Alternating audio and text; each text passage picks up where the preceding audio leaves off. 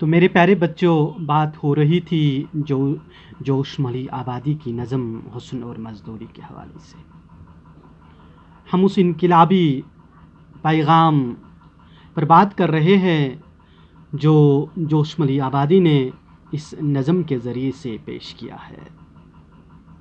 وہ چاہتے ہیں کہ ہندوستان کے لوگ ایک جٹ ہو جائے اور وطن عزیز کی جو بگڑی ہوئی صورتحال ہے اس کو بہتر بنانے کے لیے سامنے آ جائے. ان کے دلوں میں انقلاب کا جذبہ پیوست ہو کر یہ اپنے ملک کے لیے مر مٹنے کے لیے تیار ہو جائے.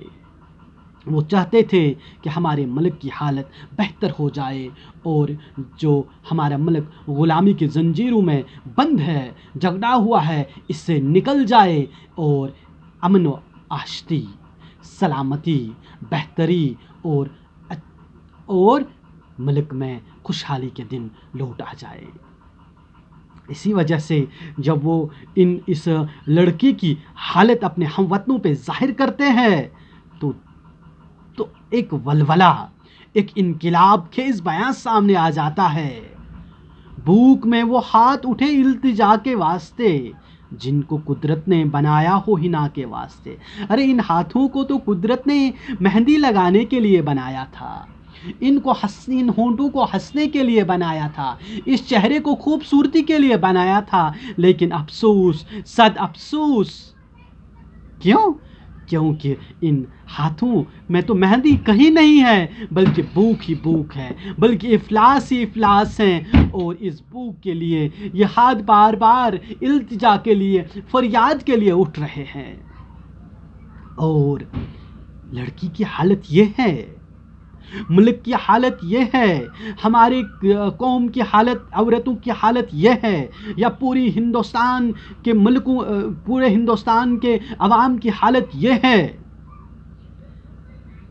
کہ ان کے لب بھی اب بات کرنے کے لیے ترس رہے ہیں، وہ خشک ہو چکے ہیں.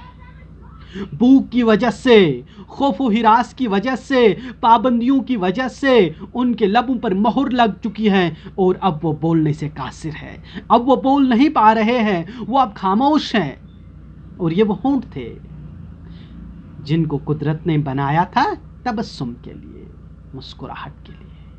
لیکن مسکراہٹ تو دور کی بات ہے، یہاں مسکراہٹ کا سوال ہی پیدا نہیں ہوتا ہے. یہاں تو جان کے لالے پڑے ہوئے ہیں اور یہ لوگ بات کرنے سے بھی ڈرتے ہیں، بات بھی نہیں کر پاتے ہیں.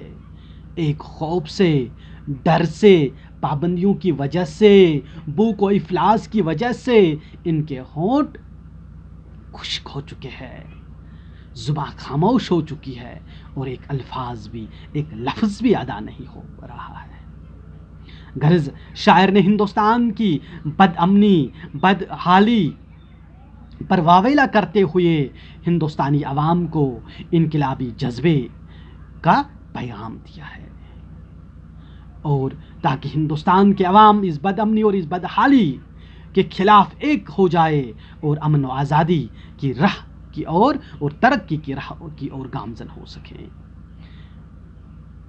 اس لیے آخر میں شاعر نے اپنے ہم وطنوں کو ایک بہترین اور ایک عظیم درس دیا ہے اس شعر کے ذریعے سے.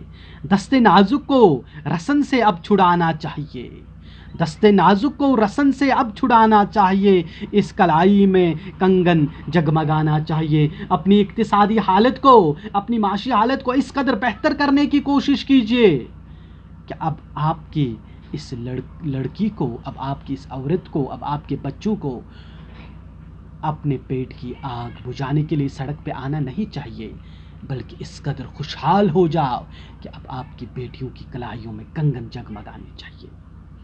اس قدر اپنی حالت کو بہتر کرو. اور اگر ایسا کرنا چاہتے ہو تو ملک کی آزادی اور سلامتی شرط اول ہے، اور اس کو حاصل کرنے کے لیے اپنے دلوں میں وطن کی محبت اور انقلاب کا جذبہ بھرو. تو اس طرح سے ہم دیکھتے ہیں کہ ایک انقلابی نوعیت کی نظم جس میں شاعر نے لوگوں کو انقلاب کا جذبہ دیتے ہوئے ان میں حب الوطنی کی محبت وطن کی محبت اپنے اندر بیدار کرنے، اپنے آپ کو وطن کے لیے وقف کرنے، اپنے آپ کو وطن عزیز کے کام آنے کے لیے کا درس دیا ہے۔ والسلام۔